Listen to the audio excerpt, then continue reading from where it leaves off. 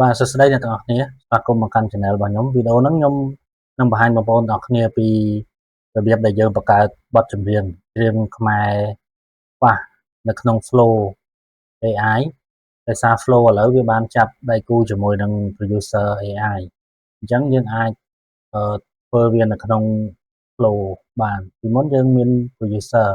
តែឥឡូវវាចាប់ដៃគូសហការហើយអញ្ចឹងមានគេចែករំលែកច្រើននៅក្នុង YouTube ប៉ុន្តែខ្ញុំមិនទាន់បានធ្វើបង្ហាញឥឡូវខ្ញុំធ្វើបង្ហាញបងប្អូនទាំងអស់គ្នាអញ្ចឹងជាដំបូងបងប្អូនទាំងអស់គ្នាចូលជ្រៅមកហើយគ្រាន់តែវាយពាក្យថាFlow Music មកឬក៏វាយ Google Flow Music បាទអញ្ចឹងចុច search មកបើសិនជាបងប្អូន search មើលអត់ឃើញទេចាំខ្ញុំដាក់ link បងប្អូនjoin លើ link ខ្ញុំក៏បានដែរខ្ញុំដាក់ក្នុង description channel ឬក៏ក្នុង group Telegram ខ្ញុំអញ្ចឹងវាបើសិនជាបងប្អូនឃើញ Flow Google Flow Music អញ្ចឹងបងប្អូនចុចលើហ្នឹងមកបាទអញ្ចឹងវាចូលទម្រង់បែបហ្នឹងហើយបងប្អូនគ្រាន់ចុច login មកបន្ទាប់មកយើង continue មួយ Google យើងបញ្ជាក់បងប្អូនបើសិនជាបងប្អូនមាន account Gemini Pro ដូចខ្ញុំគឺវាបាន credit ច្រើនហើយយើងអាចធ្វើវាជាលក្ខណៈធ្វើអាជីវកម្មបានដោយសារយើងមាន Gemini Pro យើងអាចធ្វើវាជាលក្ខណៈ VIP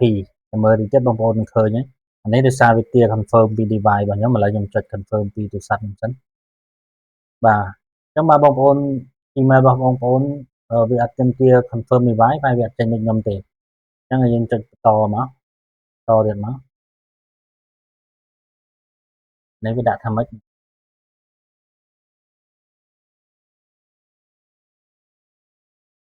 បាទសុំម្ដងទៀត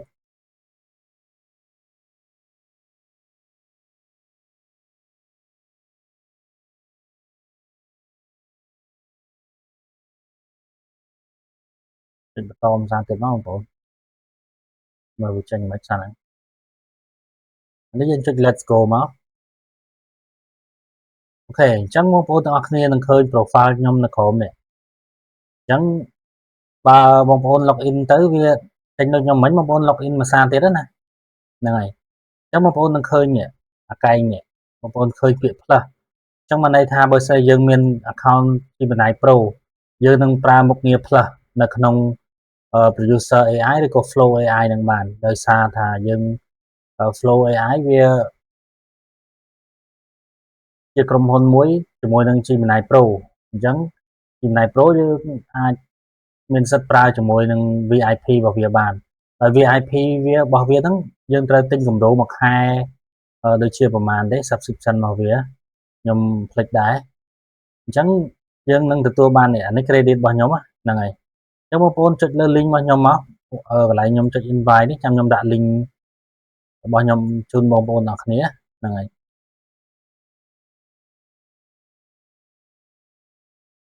បាទចុចលើ link របស់ខ្ញុំបងប្អូនប្រហែលជាទទួលបាន500 credit ហ្នឹងហើយបងប្អូននឹងទទួលបាន500 credit អញ្ចឹងដើម្បីកុំឲ្យយូរកន្លែងនេះបងប្អូនកន្លែងបង្កើតបទចម្រៀងបានបងប្អូនទាំងគ្នាផាសកន្លែងនេះមកបងប្អូនអាចសរសេរពាក្យពេចន៍ដូចខ្ញុំយើងសរសេរជាភាសាខ្មែរតាមអ្វីដែលយើងចង់បានមកឥឡូវឧទាហរណ៍ថាសូមបង្កើតបទចម្រៀងឲ្យខ្ញុំមួយបទជាភាសាខ្មែរដែលមានចំណងជើងថាកន្ទ្រឹមឆ្នាំថ្មីបទនេះជាចង្វាក់កន្ទ្រឹមអញ្ចឹងបងប្អូនសរសេរជាចង្វាក់រំវង់សារ៉ាវ៉ាន់អីស្រីតែបងប្អូនទេហើយចំណងជើងស្រីតែបងប្អូនដែរត្រង់ចំណុចហ្នឹងខ្ញុំសូមបញ្ជាក់គឺ AI វានឹងធ្វើ lyric ទំនុកច្រៀងឲ្យយើងតែម្ដងគឺយើងមិនមាន lyric ទេកន្លែងនេះគឺយើងដាក់ធម្មតាដាក់តែចំណងជើងហើយនឹងកន្ទ្រឹមតែប៉ុណ្្នឹងឯងអញ្ចឹងអត់មានអីស្មុគស្មាញទេអញ្ចឹងយើងចុចមកអញ្ចឹងវាកំពុងតែដើរហើយបងប្អូននេះនៅកន្លែងនេះអញ្ចឹងបងប្អូនទាំងអស់គ្នារងចាំវាមួយសន្ទុះវានឹងgenerate បទចម្រៀងឲ្យយើងហើយបន្ទាប់ពីវាធ្វើរួចខ្ញុំនឹងបង្ហាញបងប្អូនទាំងអស់គ្នានៅកន្លែងមួយទៀតដែលយើងអាចដាក់ lyric ដាក់ style ដាក់អី thumbnail អីដូចជា Sono អញ្ចឹងហ្នឹងហើយអញ្ចឹងវាបង្កើត lyric ឲ្យយើងនេះបងប្អូនឃើញទេវា lyric ឲ្យយើងហើយវាកំពុងទៅដើរហ្មងអាហ្នឹងយើងអត់មាន lyric ខ្លួនឯងទេបាទតិចទៀតខ្ញុំនឹងបង្ហាញបងប្អូនទាំងគ្នាពីរបៀបធ្វើ lyric ដោយសារខ្ញុំមាន prompt ត្រៀមឲ្យបងប្អូនរួចស្រេចហើយយើងមិនខ្វល់អីច្រើនទេ បាទឥឡូវបទចម្រៀងយើងបានហើយនេះដោយសារមិញខ្ញុំ play បន្តិចហើយពន្លឺថ្មីចាំងមកឆ្នាំថ្មីមកដល់ហើយរំលែងទាំងអស់គ្នាពន្លឺថ្មីចាំងមកឆ្នាំចាំងត្រូវឈប់ស្ដាប់បាទហ្នឹងគឺជាបទចម្រៀងហើយប៉ុន្តែដូចជាចង្វាក់ដូចជាអត់សូវត្រូវបាទពីមុនយើងដាក់កន្ទ្រឹមអញ្ចឹងគឺវាចេញមកកន្ទ្រឹមព្រោះលយមកនេះខ្ញុំខានធ្វើយូរហើយប្រហែលវាអាប់ដេតអីផ្សេងទៀតមិនដឹងទេឥឡូវបងប្អូនទាំងគ្នាអាចឲ្យវាសរសេរជាទំនុកច្រៀងថ្មីបន្ថែមសលេងស្គរខ្លាំងឬបដូរជាសំឡេងមនុស្សប្រុសវិញក៏បានដែរអញ្ចឹងខ្ញុំអត់ធ្វើទេនាំទៅយូរទេខ្ញុំប្រាប់បងប្អូននៅកន្លែងមួយទៀតកន្លែងបងប្អូនចុចរូបប៊ិចនេះមកប៊ិចទាំងសភៅនេះមកកន្លែងកំប៉ុសនេះយើងអាចដាក់ lyric ឬក៏កែ lyric នៅកន្លែងហ្នឹងបានបាទអញ្ចឹងដោយសារយើងជាប់ lyric ពីកន្លែងនេះមកអញ្ចឹងខ្ញុំលុប lyric នេះចេញហើយកន្លែង sound នេះគឺជាកន្លែង style បទចម្រៀងវាអញ្ចឹងបងប្អូនអរគ្នាលុបចោលសិនមក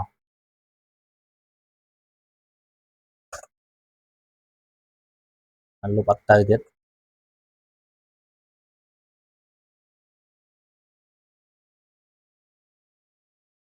លុបអត់ទៅទេបងប្អូនឡើយនេះតើយើង back វាថយក្រោយបាទអញ្ចឹងបងប្អូនអរគ្នាចូល Gemini មកយើងវាយពាក្យ Gemini ដោយសារខ្ញុំនឹងឲ្យប្រំបងប្អូនអរគ្នាទៅ transcript ទៅបង្កើត lyric បទចម្រៀងនៅក្នុង Gemini អញ្ចឹងបងប្អូនអរគ្នាចាំយកប្រំខ្ញុំទៅខ្ញុំនឹងដាក់ប្រំឲ្យបងប្អូនអរគ្នាហើយកន្លែងនេះបងប្អូនកន្លែងchain ហើយនឹង redeem នេះបងប្អូនអាចដាក់ចង្វាក់បងប្អូនអរគ្នាចង់បានយើងដាក់កន្ទ្រឹមក៏បានអីក៏បានដែរតែបងប្អូនទេឥឡូវខ្ញុំបានដាក់កន្លែងហ្នឹងដាក់ជាចង្វាក់កន្ទ្រឹមចង់ដឹងថាចាំមើលវាចេញលទ្ធផលបែបណាបងប្អូនអាចដាក់រំវងអីក៏បានដែរឥឡូវយើង copy ប្រំហ្នឹងមក copy ប្រំហ្នឹងទាំងអស់មកបងប្អូនចូល Gemini មិញមកដោយសារខ្ញុំមានមុខងារ Pro ដូចខ្ញុំនិយាយអញ្ចឹងខ្ញុំ account Gemini ខ្ញុំគឺ account Gemini Pro អញ្ចឹងបងប្អូនធម្មតាវាអត់មាន Pro ទេវាមាន singing មានអីចឹងទៅអញ្ចឹងបងប្អូនទាំងអស់គ្នាគ្រាន់តែចុចសញ្ញាព្រួយមកវានឹង transcript បទចម្រៀង lyric ឲ្យយើងតែមើលវាចេញបែបណាចាំខ្ញុំប្រាប់បងប្អូនបន្តទៀត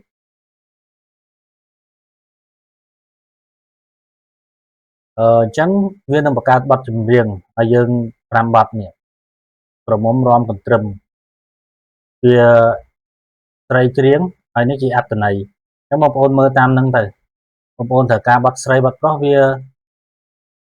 ទៅសេឲ្យយើងមកចប់វាមានបទឆ្លើយឆ្លងមានបទស្រីមួយប្រុសមួយអីចឹងទៅស្រីតែបងប្អូនទេប៉ុន្តែខ្ញុំយកតែបទប្រុសមួយទេព្រោះបទឆ្លើយឆ្លងដូចជាមិនសូវល្អប៉ុន្មានទេតែឥឡូវដឹងវាអាប់ដេតដល់ណាដោយសារខ្ញុំខានធ្វើយូរអញ្ចឹងខ្ញុំយកលេខ3អញ្ចឹងបងប្អូនគ្រាន់តែវាយលេខ3ទៅបានទេវាយតែលេខ3មួយហើយចុចបញ្ជូនទៅវាទៅសេ lyric ឲ្យយើងហើយព្រោះប្រំនេះខ្ញុំរៀបរួចស្រេចហើយខ្ញុំរៀបឲ្យវាដាក់ចំណងជើងឲ្យខ្ញុំ5បទអត្ថន័យហើយនឹងមានស្រីមានប្រុសតែឯងមានស្រីតែឯងអញ្ចឹងតបមកវានឹងធ្វើ lyric ឲ្យយើងតាយហើយនឹងប្រំសម្រាប់បង្កើត thumbnail បាទឥឡូវបងប្អូនអ្នកគ្នាយើងបាន lyric មួយហើយជា style នេះជា plan text នេះជា style ហើយខាងក្រោមនេះគឺជា thumbnail បងប្អូនឃើញវាដាក់ thumbnail ដោយសារ flow ឥឡូវGemini ឥឡូវវាមានការ update អញ្ចឹងចេញមកពិបាកមើលបន្តិចបងប្អូនចាំមើលឥឡូវនេះគឺជា style គឺជា sound ហើយកន្លែងនេះគឺ thumbnail អញ្ចឹងបងប្អូន copy lyric មកនេះហើយ lyric របស់ខ្ញុំហ្នឹងខ្ញុំឲ្យវាទៅសេរៀងមានពាក្យជួនហ្នឹងវាបានស្ដាប់ដែរបាទវាមិនដូចយើងអ្នកនិពន្ធហ្មងទេតែវាមកស្ដាប់អញ្ចឹងបងប្អូន pass lyric ចូលកន្លែងនេះមកអូខេបន្ទាប់ពី pass lyric មកបងប្អូនចូល Gemini pass style មកនេះកន្លែងខ្មែរកន្ទ្រឹម upbeat traditional folk pop ហ្នឹងនេះcopy វាមកតោះមកយើងយកមកផាសកន្លែង sound នេះ កន្លែង advance នេះយើងមិនបាច់រើសក៏បានទេដោយសារបើសិនបងប្អូនចេះពីតន្ត្រីបងប្អូនអាចរើសអញ្ចឹងទៅតែខ្ញុំអត់ទេចូលញ៉ៃច្រើនហើយកន្លែង detail នេះបងប្អូនចុចលើ detail នេះមកអញ្ចឹងកន្លែង detail យើងអាចដាក់ចំណងជើងវាបានអញ្ចឹងចំណងជើងវាចំណងជើងអីមិញលេខ3មិញនេះកន្ទ្រឹមដឹកស្រុកអញ្ចឹងបងប្អូនយកផាសកន្លែងហ្នឹងមក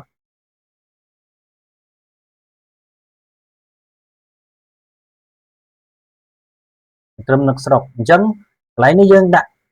រូបភាពរបស់យើងមានស្រាប់ប្រហែលយើងដាក់ from image ក៏បានដែរយើងចុចកន្លែង from image នេះមកយើងចូលទៅយកនេះអានេះតែខ្ញុំថា thumbnail ហ្នឹងនេះ thumbnail ហ្នឹងមិនមែន thumbnail YouTube ទេណា thumbnail សម្រាប់បត់យើងណាអញ្ចឹងបងប្អូនដាក់ from នឹងចូលហើយចុច generate ទៅវានឹង generate thumbnail ឲ្យយើងអញ្ចឹង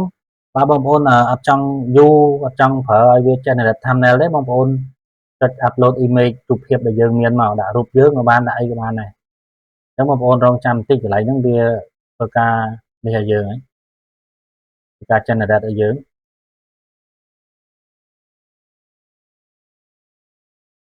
នេះអញ្ចឹងយើងបាន thumbnail មួយហើយអត់មានអីទៀតទេបងប្អូនទាំងអស់គ្នាខ្ញុំប្រាប់កន្លែងនេះតិចព្រោះយើងបើក instrument នេះបានន័យថា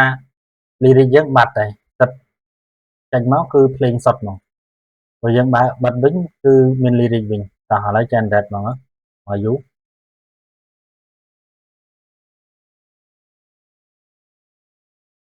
ចឹងបងប្អូនកន្លែងមកមើលផ្ទាំងខាងនេះវិញហើយខ្ញុំទាញនេះមកនេះតិច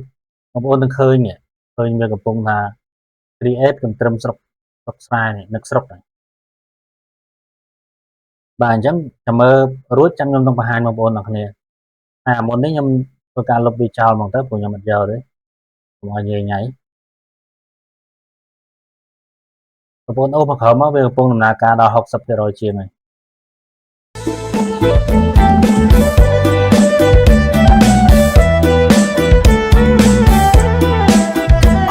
ស្រុកអើ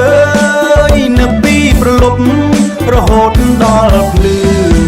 ខ្យល់បក់រំភើយឆ្លើយប្រាប់អារម្មណ៍ស្រុកសែនកំសត់ការធ្លាប់ជួបជុំ